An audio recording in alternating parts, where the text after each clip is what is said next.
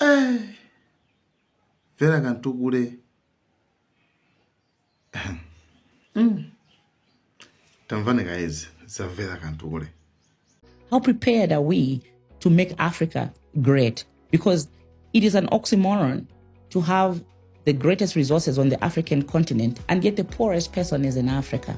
Why must we be exporting our minerals as ore across the world when we can be using the same or leveraging on our mineral resources to industrialize our economies? Good morning, madzuka banji konse kumene inuyo muli. So zikuoneka kuti kutsogolo kuno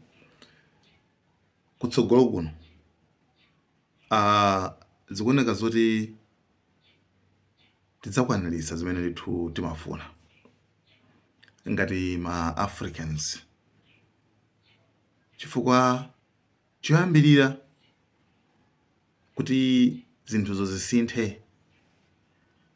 Malemu Dr. Saulos Chilima amakamba nkhani yokhuzana ndi mindset change, kusintha kaganizidwe. Kaganizidwe ngati sikakusintha pa ground sipangasinthe. Iweyo ngati umaganizabe chimodzimodzi 10 years umaganiza chimodzimodzi, panonso kuganizanso chimodzimodzi, kusintha sikuzapezeka. Koma kuganiza kwako kuzisintha nthawi ndi nthawi, daily uziganiza, koma khani ma new ideas, mindset change, right? Kaganizidwe kalipo kawiri. Ndopasa an example. Kaganizidwe koyamba kamachidwa kuti fixed mindset. Ndipo kaganizidwe ka number 2 kamachidwa kuti growth mindset. Fixed mindset ndikaganizidwe komweko kuti anjito kapanga fix kuti kazikhala choncho, like iwo zingoganiza mwa chonchi. Suma sinthaso yayi, sumona sokufunikira kuti usinthe yayi, umona ngati basi it's fine, izakwanira. Fixed mindset ndiyo ipa. Inu yomwe mwake tingoyerekeza ngati uli mu business. Umagulisa example, umagulisa usipa. Iweyo 10 years 15 years ukugulisa be usipa, koma musipa mucha simene kupangire china chake. Iweyo chimene ukuganiza iwe ntino kuti bwana ndikupeza ya mchere. Ndoti mene pawo ndi fixed mindset. Mindset yongokhazikika, yonguti basi ndafika. You see kupita kuna kulikose, right? Ndiye pali growth mindset, kaganizidwe kukula, kuti kakupita kuna kakeso. Okay, apa ndipanga business ya bonya. Okay, ndipanga business ya bonya. Komano it's either pakamata 5 years ndisintha, ka 10 years ndisintha, 15 years ndisintha, ndizagulisano mwakuti, kapena ndizatsegula chakuti kuchoka mu business ndipanga ya bonyayi. Kapena apo yayi business ya bonya imene ndifuna imene indigulire malo. Iyi ndifuna mu business ya bonya iyi mutuluke china chakeso. Nsimango khala chonchi yayi. Growth mindset. Kaganizidwe kukula. Okay, ndugwira ntchito pano. Okay, komano kamakwana sindagwira ntchito kwa 10 years yayi. Komano 10 years zakhali neso naneso ndili ndi zanga, ndi ndikuwalembaso anthu ntchito inaso. Growth mindset. And kuti iwe kuti ukule, kuti upite patsogolo, ufunika nthu kaganizidwe katiko kamene ka growth mindset. Ndezi kamasintha zithuzi zimakhala bwino kwambiri. Chabwino iwalani kamene kono mafani tikambira nkhani khuzana ndi Dr. Vera Kantukule. Dr. Vera Kantukule si munthu wamba, mukudziwa kaleso anali Minister of Tourism, mukudziwa kaleso. Poyamba anali Minister of Labor, okay? mkulu ameneyu zimayi ameneyo wabweretsa podcast imene akumakamba nkhani yokhuzana za leadership, utsogoleri, zimene ife pano patakhala kukamba nthawi itali kwambiri. And inu ngati mmakonda Dennis Mahata, okay, ngati mmakonda Malawi Cameras, ngati mmakonda kaganizidwe kufuna kutukula Africa, ngati mmakonda kaganizidwe ka independent kosafuna kudalira azungu, zimayi amene mumukonda kwambiri. Zimayi amene mumukonda kwambiri. And taona okay, podcast yake ni chizungu koma akukamba mene mjamo kulongosola mwachimvemvemve akuti zitheka bwanji dziko la Africa okay in continent ndio kuti chani kuti chigawo ndi ma continent basi ndi kujene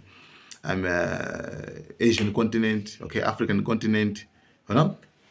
Anyway, so chigawo cha ku Africa kumene kuli mayiko ku Africa zitheka bwanji kuti ndikumene kuli kolemera kwambiri ndi minerals, miyala ya mtengo yapatali kwambiri, koma nkupeza kwani zoti kukutuluka anthu osaukaso kwambiri.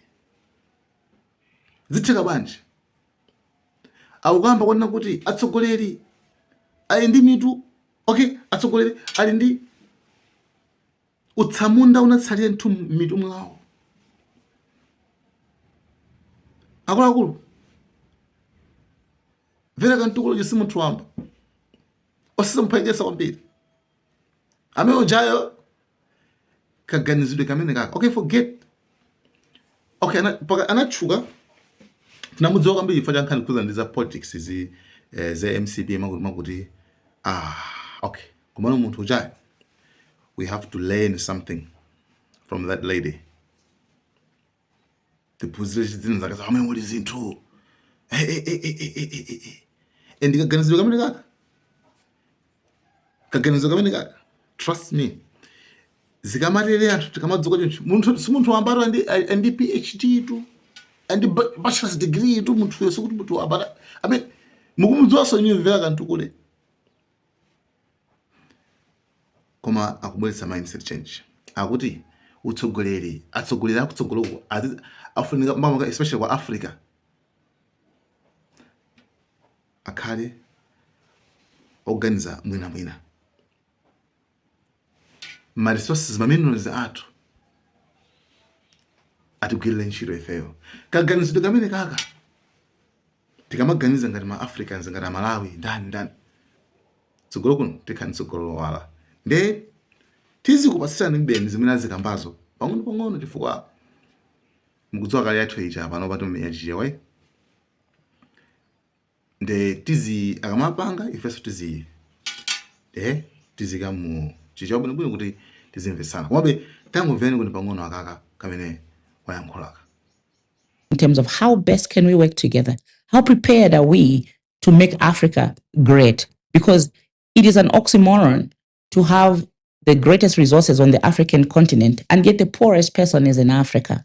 Why must we be exporting our minerals as ore across the world when we can be using the same or leveraging on our mineral resources to industrialize our economies? Those are the things that our young African leaders need to start interrogating and planning, so that once they get those kind of positions, or even now when they get those positions, they'll be changing the trajectory of our African continent. And so for me, we need to ensure that we are having an impact in terms of how even platforms like SADC, COMESA, ECOWAS, but also African Continent Free Trade Area are operating on the African continent to leverage on the resources that Africa already has.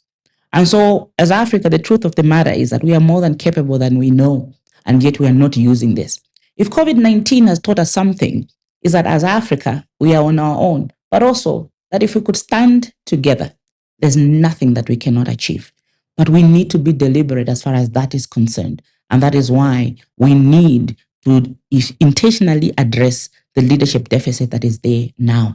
And so this is why our focus is going to be on that upcoming African leader who says, I want to do some things differently. I want to change things because I have been there and I've seen it. And now I know how we can change some of these Thank things. you so much, Marvin Kenewas.